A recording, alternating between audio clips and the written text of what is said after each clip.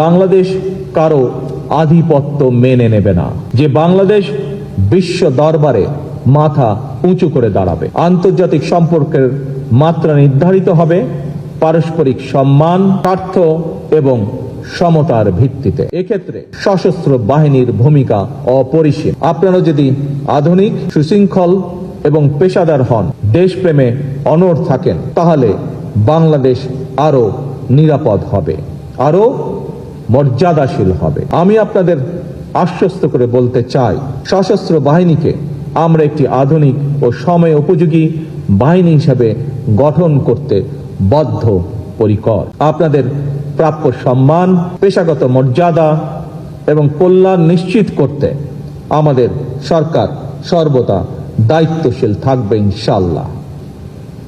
একই সঙ্গে আমি আপনাদের কাছ থেকে প্রত্যাশা করি, আপনারা দল মতের ঊর্ধ্বে থেকে কেবল বাংলাদেশকে ধারণ করবেন। প্রয়োজনে নিজের জীবন বিপন্ন করে হলেও সর্বক্ষেত্রে আমরা দেশের স্বার্থকে সবার উপরে প্রাধান্য দিব। আমাদের কাছে সবার আগে বাংলাদেশ। আজকের এই দরবার থেকে আমি একটি বার্তা দিতে চাই, বাংলাদেশ এগোবে শৃঙ্খলা, সক্ষমতা, আত্মমর্যাদা এবং দেশপ্রেমের শক্তিতে।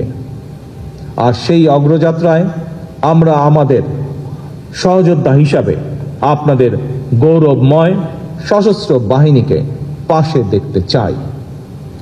সশস্ত্র বাহিনী যেই কারণে গঠিত হয়েছে, সকল কাজে আমরা সেই উদ্দেশ্যকে স্মরণ রাখব।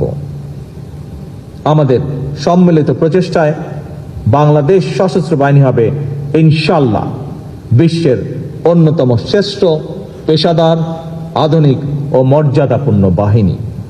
আসুন আমরা সবাই মিলে প্রতিজ্ঞা করি, বাংলাদেশের সার্বভৌমত্ব রক্ষা করব, সংবিধানের মর্যাদা সমুন্নত রাখব, জনগণের আস্থা অটুট রাখব এবং সর্বোপরি আমরা বাংলাদেশকে ভালোবাসব কর্মে, সততায়, শপথে এবং ত্যাগে। ধন্যবাদ মাননীয় প্রধানমন্ত্রীকে বাংলাদেশ নিয়ে এত সুন্দর একটি পরিকল্পনা। এগিয়ে যাক বাংলাদেশ। বাংলাদেশ জিন্দাবাদ, বাংলাদেশ জিন্দাবাদ, বাংলাদেশ জিন্দাবাদ।